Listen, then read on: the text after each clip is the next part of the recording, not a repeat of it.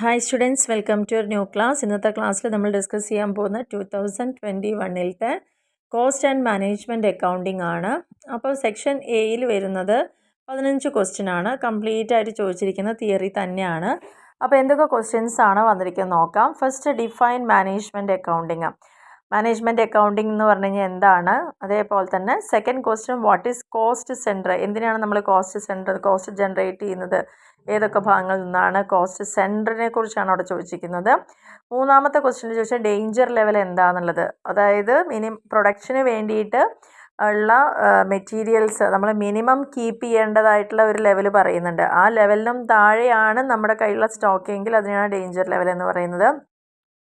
എന്തിനാണ് functional budgeting തന്നെ different types ഉണ്ട്. അതിലത്തെ ഒരു ടൈപ്പാണ് ഫങ്ഷണൽ ബഡ്ജറ്റ്. അതെന്താണെന്ന് ചോദിച്ചിട്ടുണ്ട്. ഡയറക്റ്റ് എക്സ്പെൻസ് കൊണ്ട് ഉദ്ദേശിക്കുന്നത് എന്താണ്? അത് പ്രൊഡക്ഷനുമായി ബന്ധപ്പെട്ട് നേരിട്ട് നമുക്ക് ക്യാഷ് ഫ്ലോ ഉണ്ടാവുന്നതായിട്ടുള്ള എക്സ്പെൻസുകൾ, ഡയറക്റ്റ് എക്സ്പെൻസുകൾ. റിട്ടൻഷൻ മണി എന്ന് പറഞ്ഞു കഴിഞ്ഞാൽ എന്താണ്? റിട്ടൻഷൻ എന്ന് പറഞ്ഞു കഴിഞ്ഞാൽ നമ്മൾ കയ്യിൽ സൂക്ഷിക്കുന്നത് അല്ലെങ്കിൽ പുറത്ത് പോകാതെ നമ്മൾ എടുത്ത് വെക്കുന്നത്, റീറ്റെയിൻ ചെയ്യുന്നതൊക്കെ റിട്ടൻഷൻ മണി തന്നെയാണ്. എന്തിനാണ് പ്രൈം കോസ്റ്റ് എന്ന് പറയുന്നത്? മെറ്റീരിയൽ, ലേബർ, ഓവർഹെഡ്, ഇതെല്ലാം കൂടി കൂടി ചേരുമ്പോൾ പ്രൈം കോസ്റ്റ് ആയിട്ടുണ്ട്. പിന്നെ ചോദിച്ചിരിക്കുന്നത് what is PV ratio, profit volume ratio എന്താണെന്നുള്ളത്. Next, what is break even chart? എന്താണ് ബ്രേക്ക് ഈവൺ പോയിന്റ് അല്ലെങ്കിൽ അനാലിസിസ്? അതിനെങ്ങനെ ചാർട്ട് ഫോമിലേക്ക് കാണിക്കുന്നു, അതാണ് ബ്രേക്ക് ഈവൺ ചാർട്ട് എന്ന് പറയുന്നത്. Next, what is abnormal loss? അതായത് ഒരു ബിസിനസ്സിൻ്റെ പ്രോസസ്സിൽ നോർമലി സംഭവിക്കുന്ന ലോസുകളും ഉണ്ട്, നമ്മൾ അവിചാരിതമായി ഉണ്ടാകുന്ന കുറേ കാര്യങ്ങളും ഉണ്ട് അല്ലേ? അതിനെയാണ് അബ്നോർമൽ ലോസ് എന്ന് പറയുന്നത്. What do you mean by overhead? എന്തിനാണ് ഓവർ ഹെഡ് എന്ന് പറയുന്നത്? അതിൽ മെയിനായിട്ട് വരുന്നതെന്ന് വെച്ച് കഴിഞ്ഞാൽ എക്സ്പെൻസുകളെ കുറിച്ച് തന്നെയാണ്. ഓരോ വിഭാഗത്തിന് വേണ്ടതായിട്ടുള്ള ചിലവുകൾ തന്നെയാണ് ഓവർ ഹെഡ് എന്ന് പറയുന്നത്. EOQ, എക്കണോമിക് ഓർഡർ ക്വാണ്ടിറ്റി, അതായത് എങ്ങനെയാണ് നമ്മൾ സ്റ്റോക്കുകൾ ഓർഡർ ചെയ്യേണ്ടത്. ഓവർ സ്റ്റോക്കിങ്ങും പാടില്ല, അണ്ടർ സ്റ്റോക്കിങ്ങും പാടില്ല. അപ്പോൾ അതിനൊരു മിതമായ നിരക്കിൽ നമ്മൾ എങ്ങനെ അത് ചെയ്തെടുക്കാം? Economic order quantity. What is stores ledger? Ledger different types ഉണ്ടായി തോന്നുന്നതാണ് സ്റ്റോഴ്സ് ലെഡ്ജർ എന്ന് പറയുന്നത്. നെക്സ്റ്റ് ക്വസ്റ്റ്യനിൽ പറഞ്ഞു what is batch costing? Batch costing എന്താണെന്നുള്ളത്. ഇനി എന്തിനാണ് ഐഡിയൽ ടൈം എന്ന് പറയുന്നത്? പ്രൊഡക്റ്റീവ് ആവാതെ യൂട്ടിലൈസ് ചെയ്ത്, അതായത് വേണ്ട വിധത്തിൽ ഉപയോഗിക്കാൻ പറ്റാതെ നമുക്ക് സമയനഷ്ടം ഉണ്ടാകുന്നത് തന്നെയാണ് ഐഡിയൽ ടൈം. അതിന് പ്രത്യേകിച്ച് ഒരു ബെനിഫിറ്റും അവിടെ ഒബ്റ്റെയിൻ ചെയ്യുന്നില്ല. ഇതാണ് ഐഡിയൽ ടൈം കൊണ്ട് ഉദ്ദേശിക്കുന്നത്. അപ്പോൾ ഇത്രയാണ് ആദ്യത്തെ ഒരു സെക്ഷനിൽ ചോദിച്ച് 15 തിയറി ക്വസ്റ്റ്യൻ തന്നെയാണ്, ഡയറക്റ്റ് ക്വസ്റ്റ്യൻസ് ആണ്. ഇനി രണ്ടാമത്തെ സെക്ഷനിലേക്ക് വരികയാണെങ്കിൽ അവിടെ നമുക്ക് തിയറി ആയിട്ട് ചോദിച്ചിരിക്കുന്നത് 8 ക്വസ്റ്റ്യനോളം വരുന്നുണ്ട്. 4 തിയറി ക്വസ്റ്റ്യനും 4 പ്രോബ്ലമാണ്. അപ്പോൾ ഈക്വൽ ഇമ്പോർട്ടൻസ് ഇവിടെ തിയറിക്കും പ്രോബ്ലത്തിനും വരുന്നുണ്ട്. അപ്പോൾ പല ആളുകൾക്കും പ്രോബ്ലം ചെയ്യാൻ ടഫാണ് എന്നുള്ള ആളുകൾ നന്നായിട്ട് തിയറി ഫോക്കസ് ചെയ്യുക എന്നുള്ളതേ പറയാനുള്ളൂ. ഇപ്പോൾ 21 വന്നൊരു ക്വസ്റ്റ്യൻ പേപ്പർ ആയതുകൊണ്ട് ഏതൊക്കെ പോർഷൻസ് അവർ ഫോക്കസ് ചെയ്തു, ഇനി വരുന്ന ദിവസങ്ങളിൽ ഉള്ള നമ്മുടെ ക്വസ്റ്റ്യൻ പേപ്പേഴ്സ് നോക്കുമ്പോൾ അറിയാൻ പറ്റും എത്രത്തോളം റിപ്പീറ്റേഷനും മെയിൻ പോയിൻറ്റ്സുകളൊക്കെ ഇവിടെ വന്നിട്ടുണ്ടെന്നുള്ള അറിയാൻ പറ്റും. അപ്പോൾ 16ാമത്തെ ക്വസ്റ്റ്യനിൽ പറഞ്ഞ what are the objectives of cost accounting? Cost അക്കൗണ്ടിങ്ങും മാനേജ്മെൻറ്റ് അക്കൗണ്ടിങ്ങും നല്ല രീതിയിൽ തന്നെ മനസ്സിലാക്കി ഡിഫറൻസ് പഠിച്ചോളുക. കോസ്റ്റ് അക്കൗണ്ടിങ്ങിൻ്റെ ഒബ്ജക്റ്റീവ്സ്, ലക്ഷ്യങ്ങൾ, അതായത് കോസ്റ്റ് റിഡക്ഷൻ തന്നെയാണല്ലോ ഇത് മെയിനായിട്ട് പറയുന്നത്. Distinguish between allocation and apportionment of overhead. എങ്ങനെയാണ് ഓവർ ഹെഡിനെ നമ്മൾ അലോക്കേഷൻ ചെയ്യുന്നത് അല്ലെങ്കിൽ അപ്പോർഷൻ ചെയ്യുന്നത് എങ്ങനെയാണ്, അത് തമ്മിലുള്ള ഡിഫറൻസുകൾ. അലോക്കേറ്റ് ചെയ്യുക പറഞ്ഞാൽ മാറ്റി വയ്ക്കുക, നമ്മൾ ഓരോ കാര്യങ്ങൾക്ക് വേണ്ടി എത്രത്തോളം രൂപ നമ്മൾ മാറ്റി വയ്ക്കുന്നുണ്ട്. അലോക്കേറ്റ് ചെയ്യുക അല്ലെങ്കിൽ എന്തിൻ്റെ ബേസിലാണ് അപ്പോർഷൻ ചെയ്യുന്നത്, അതായത് മെയിനായിട്ടൊരു കാര്യം വരുമ്പോൾ ഇപ്പോൾ ഇലക്ട്രിസിറ്റി എന്ന് പറയുമ്പോൾ എത്ര പോയിൻറ്റ് നമ്മൾ യൂസ് ചെയ്യുന്നുണ്ട്, എത്ര പ്ലഗുകൾ യൂസ് ചെയ്യുക, അതിൻ്റെയൊക്കെ എണ്ണത്തിലായിരിക്കും അടിസ്ഥാനപ്പെടുത്തിയിട്ടായിരിക്കും അവിടെയൊക്കെ അലോക്കേഷൻ വരിക. അങ്ങനെ ഓരോ കേസുകൾ. Explain the advantage of effective material control system. നല്ല രീതിയിലൊരു മെറ്റീരിയൽ കൺട്രോൾ സിസ്റ്റം ഉണ്ടെങ്കിൽ അതിൻ്റെ അഡ്വാൻറ്റേജസ് എന്തൊക്കെയാണ്? What are the objectives of budgetary control? അപ്പോൾ ബഡ്ജറ്ററി കൺട്രോൾ എൻ്റെ ലക്ഷ്യങ്ങൾ. അപ്പോൾ ഈ ഇതും തന്നെ ചാപ്റ്റേഴ്സ് ഏതാണെന്ന് ക്ലിയർ ആയിട്ടുണ്ടാവും. അപ്പോൾ ആ പോയിൻറ്റ്സൊക്കെ നന്നായിട്ടൊന്ന് ഫോക്കസ് ചെയ്യുക. 4 തിയറി ക്വസ്റ്റ്യൻ വന്നിട്ടുണ്ട്. നമ്മളോട് ചോദിച്ചിരിക്കുന്ന ആൻസർ അറ്റ്ലീസ്റ്റ് 5 ക്വസ്റ്റ്യൻസ് ആണ് അല്ലേ? എല്ലാ ക്വസ്റ്റ്യൻസും നിങ്ങൾക്ക് അറ്റൻഡ് ചെയ്യാം. അന്നത്തെ സമയത്തുള്ള ക്വസ്റ്റ്യൻ പേപ്പറിൻ്റെ മോഡലാണ് പറയുന്നത്. 20ാമത്തെ ക്വസ്റ്റ്യനിൽ വളരെ സിമ്പിളായിട്ടുള്ളൊരു ക്വസ്റ്റ്യൻ ആണ്. ഹാൽസി പ്ലാൻ എന്താണെന്നുള്ള അതിനെ യൂസ് ചെയ്തുകൊണ്ട് ടോട്ടൽ ഏണിങ്സ് എങ്ങനെ നമ്മളോട് കമ്പ്യൂട്ട് ചെയ്യാൻ പറഞ്ഞിട്ടുണ്ട്. സ്റ്റാൻഡേർഡ് ടൈം 12 അവേഴ്സും ഉണ്ട്, ടൈം ടേക്കൺ 8 അവേഴ്സും ഉണ്ട്, ടൈം റേറ്റ് 8 മണിക്കൂറാണ് നമ്മൾ ഉപയോഗിച്ചിരിക്കുന്നത്. അതിനൊരു മണിക്കൂറിന് 5 രൂപ വെച്ചിട്ടുണ്ട്. പക്ഷേ സ്റ്റാൻഡേർഡ് ടൈം എന്ന് പറയുന്നത് 12 അവേഴ്സാണ്. അപ്പോൾ ഇതിൻ്റെ ബേസിൽ ഹാൽസി പ്ലാനിൽ ടോട്ടൽ ഏണിങ്സ് കാണാൻ പറഞ്ഞു. വളരെ സിമ്പിളായിട്ടൊരു ക്വസ്റ്റ്യൻ തന്നെയാണ്. 21st ക്വസ്റ്റ്യൻ എന്ന് പറയുന്നത് following the particulars find out. നമ്മളോട് ക്വസ്റ്റ്യൻ തന്നിട്ട് റീഓർഡർ ലെവൽ കാണാൻ പറഞ്ഞിട്ട് മിനിമം ലെവല്, മാക്സിമം ലെവല്, 3 ലെവൽസാണ് കാണാൻ പറഞ്ഞിരിക്കുന്നത്. അപ്പോൾ അതിന് വേണ്ടിയിട്ട് റീഓർഡർ ക്വാണ്ടിറ്റിയും ടൈം റിക്വയർഡ് ഫോർ ഡെലിവറിയും മാക്സിമം കൺസംഷനും നോർമൽ കൺസംഷനും മിനിമം കൺസംഷനും ഒക്കെ തന്നെ. അപ്പോൾ ഇതിനെല്ലാം ഇക്വേഷൻസ് ഉണ്ട്.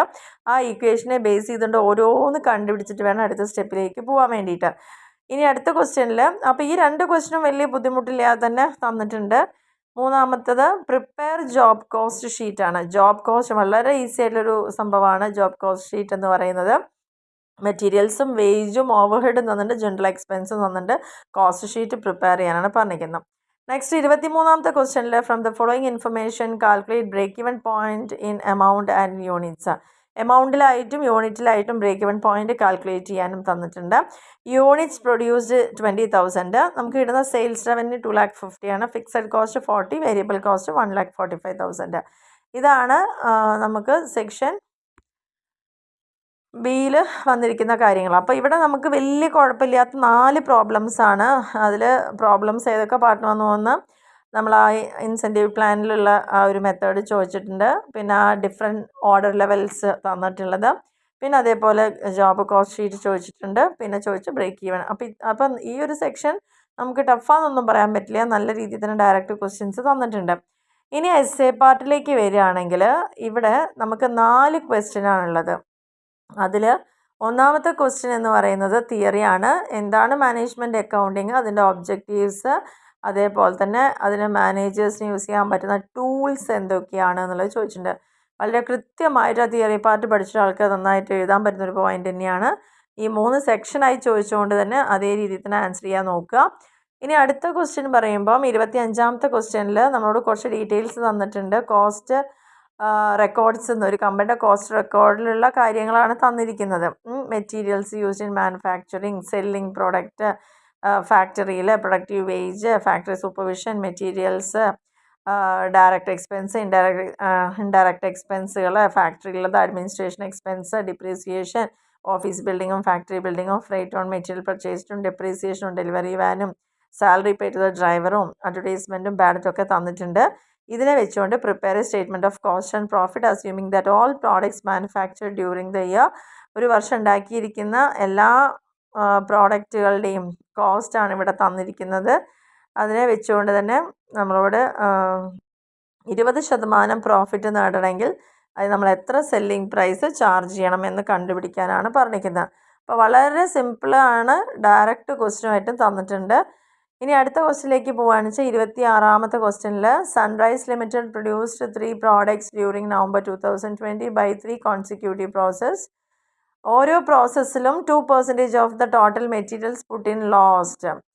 2% മെറ്റീരിയൽ ലോസ്റ്റ് ചെയ്യുന്നുണ്ട്, 10% സ്ക്രാപ്പ് പോകുന്നുണ്ട് പ്രോസസ്സിലൊക്കെ. അതേപോലെ തന്നെ 1 and 2 realises ₹100 per ton and from process 3 process 1ലും 2ലും കൂടിയിട്ട് 100 രൂപ പെർ ടണ്ണിന് പോകുന്നുണ്ട്. ഫ്രം പ്രോസസ് 3ൽ ₹20 per ton ആണ് പോകുന്നത്. The products of 3 processes are, എങ്ങനെയാണ് അതിൻ്റെ പ്രോസസ്സിൻ്റെ ആ പ്രൊഡക്ട്സ് എന്ന് പറയുന്നുണ്ട്. Prepare process cost account showing the cost per ton of each product. ഓരോ പ്രൊഡക്റ്റിൻ്റെയും കോസ്റ്റ് പെർ ടണ്ണാണ് കമ്പ്യൂട്ട് ചെയ്യാൻ പറഞ്ഞിരിക്കുന്നത്. നമ്മളോട് 3 പ്രോസസ്സ് ഇവിടെ തന്നിട്ടുണ്ട്. ലെഫ്റ്റ് സൈഡിൽ പെർട്ടിക്കുലേഴ്സ് ഉണ്ട്. എന്തൊക്കെയാണ് നെക്സ്റ്റ് പ്രോസസ്സിലേക്ക് പാസ് ചെയ്യുന്നത്, വെയർ ഹൗസിലേക്ക് സെയിൽ ചെയ്യാൻ വേണ്ടി കൊടുക്കുന്നത്, മെറ്റീരിയൽസ് ഉള്ളത്, amount, manufacturing wages, general expenses, ഇത്രയാണ് തന്നിരിക്കുന്നത്. അപ്പോൾ ഇതിൻ്റെ ബേസിൽ നമ്മളോട് കാണാനാണ് പറഞ്ഞത്, കോസ്റ്റ് അക്കൗണ്ട് കാണിക്കാനാണ് പറഞ്ഞിരിക്കുന്നത്. അടുത്ത 27ാമത്തെ ക്വസ്റ്റ്യനിൽ income and expenditure forecast a company for the months of March to July 2020 വരെയാണ്. മന്ത് തന്നിട്ടുണ്ട്, മാർച്ച് മുതൽ ജൂലൈ വരെ ഉണ്ടായ സെയിൽസ് തന്നിട്ടുണ്ട്, പർച്ചേസ് തന്നിട്ടുണ്ട്, വേജും തന്നിട്ടുണ്ട്. ഇനി നമ്മളോട് പറഞ്ഞിരിക്കുന്നത് ക്യാഷ് ബഡ്ജറ്റ് 3 മാസത്തെ ക്യാഷ് ബഡ്ജറ്റ് പ്രിപ്പയർ ചെയ്യാൻ പറഞ്ഞിരിക്കുകയാണ്. 1 May 2020 സ്റ്റാർട്ട് ചെയ്യുന്നത്. തുടങ്ങുന്ന സമയത്ത് ക്യാഷ് ബാലൻസ് എന്ന് പറയുന്നത് 8,000 റുപ്പീസാണ്. അഡ്വാൻസ് ടാക്സ് ഒരു 8,000 വരുന്നുണ്ട്. മാർച്ചിൽ കൊടുക്കേണ്ട, മാർച്ച് ആൻഡ് ജൂണിൽ കൊടുക്കേണ്ടതാണ്. ക്രെഡിറ്റ് അലൗ ചെയ്തിട്ടുണ്ട് സപ്ലയേഴ്സിന്, അത് 2 months ആണ്. ആൻഡ് കസ്റ്റമേഴ്സിന് അലൗ ചെയ്തത് 1 month ആണ്. പിന്നെ lag of payment wages is 1st month. Lag in payment of wages is 1st month. ഒരു മാസമായിട്ട് പേയ്മെൻറ്റിൽ വേജസ് പേയ്മെൻറ്റിൽ ലാഗ് വന്നിട്ടുണ്ട്. ഇത്രയും ഡീറ്റെയിൽസ് വെച്ചിട്ടാണ് നമ്മളോട് ഇത് പ്രിപ്പയർ ചെയ്യാൻ പറഞ്ഞിരിക്കുന്നത്. അപ്പോൾ തന്ന പ്രോബ്ലം പേപ്പറിൽ വളരെ ബുദ്ധിമുട്ടുള്ള ടൈപ്പിലുള്ള ചോദ്യങ്ങളോ കാര്യങ്ങളോ ഒന്നുമില്ല. വളരെ ക്ലിയർ ആയിട്ട് അവരെല്ലാ കാര്യങ്ങളും പറഞ്ഞിട്ടുണ്ട്. വളരെ ഈസിയും സിമ്പിളും ആയിട്ടുള്ള ക്വസ്റ്റ്യൻസുമാണ്. അപ്പോൾ ഇതിൽ എന്തൊക്കെ പ്രിപ്പയർ ചെയ്യാൻ വന്നിട്ടുണ്ടോ ആ പോർഷൻസൊക്കെ ഒന്ന് ഇന്ന് പഠിക്കുക. തിയറി പോർഷൻസ് പഠിക്കേണ്ടത് ഓരോ ചാപ്റ്ററിൻ്റെ തിയറി ഭാഗങ്ങൾ ഏതൊക്കെയാണ് നന്നായിട്ട് പഠിച്ചെടുക്കുക എന്നുള്ളതാണ്. അപ്പോൾ ഇതും പ്രോബ്ലം പേപ്പർ ആണെങ്കിലും ജയിക്കാനൊക്കെ ഈസി തന്നെയാണ്. 15 ക്വസ്റ്റ്യൻസ് ഫ്രണ്ടിൽ തന്നെ വരുന്നുണ്ട്. അവിടെ തന്നെ മാക്സിമം സ്കോർ ചെയ്യുക. 4 ക്വസ്റ്റ്യനോളം തിയറിയും ചോദിച്ചിട്ടുണ്ട്. അപ്പം നമുക്ക് ഓരോ ക്വസ്റ്റ്യൻ പേപ്പർ ഡിസ്കസ് ചെയ്യുമ്പോൾ കുറച്ചുകൂടി നമുക്ക് ഒരു ഐഡിയ ക്ലിയർ ആയിട്ട് കിട്ടും. അപ്പോൾ അതിനെ ബേസ് ചെയ്ത് തന്നെ പഠിക്കുക. അപ്പോൾ എന്നും പറയാറുള്ള പോലെ തന്നെ മാക്സിമം സബ്സ്ക്രൈബ് ചെയ്യുക, ലൈക്ക് ചെയ്യുക, ഷെയർ ചെയ്യുക, കമൻറ്റ് ചെയ്യാം. Okay, thank